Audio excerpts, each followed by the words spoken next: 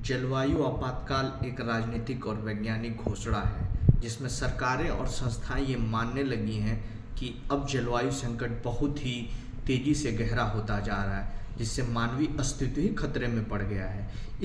उसको रोकने के लिए हमें केवल ठोस व्यापक कदम उठाने ही पड़ेंगे, वरना ये समूची मानव जाति ही खत्म हो जाएगी।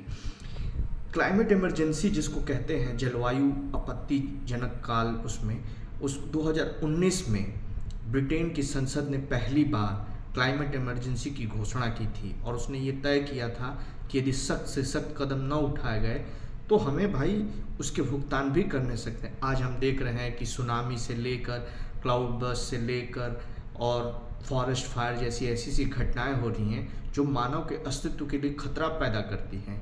इसके परोक्ष में कितने लोग विश्व में आंदोलन चलाए जा रहे हैं, जैसे ग्रेटा थनबर्ग का फ्राइडे फॉर फ्यूचर, और इंडिया ने भी इसके लिए अपना कदम उठाए हैं। लेकिन इंडिया ने कभी क्लाइमेट इमरजेंसी नहीं घोषित की। उसने national action plan for climate change किया, इंटरनेशनल सोलर अलायंसेस किया, पंचअमृत प्राण लिया जो ग्लासगो 2021 में हुआ था। इसलिए हमें यदि मानव अस्तित्व को बचाना है तो हमें क्लाइमेट की तरफ ध्यान देना होगा।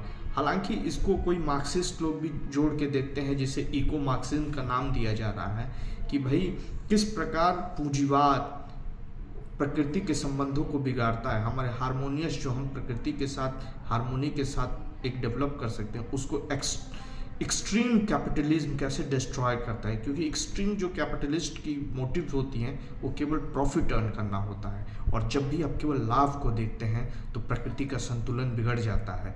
इसलिए जब भी हमें देखना होगा कि हमारे भारत में या समूचे विश्व में कभी क्लाइमेट इमरजेंसी जैसी चीज़ें ना हो कि हम एक बूंद पानी या पानियों की इतनी अधिकता हो जाए कि हम उसमें पूरा हमारा संसाधन ही बह जाए, या पानी की इतनी कमी ना हो जाए कि हमें एक बूंद पानी को ही ना मिले। क्योंकि एक बड़ी फेमस कोट याद आता है कि जब कभी हम सूखा देखते हैं तो एक नॉवेलिस्ट उन्होंने कहा था कि water water everywhere but there is not a single drop to drink. तो उसी की हाल होती है कि हम क्लाइमेट को बहुत अच्छी तरीके से देखें और ये तय करें कि हम क्लाइमेट इमरजेंसी हमें न लगाना पड़े।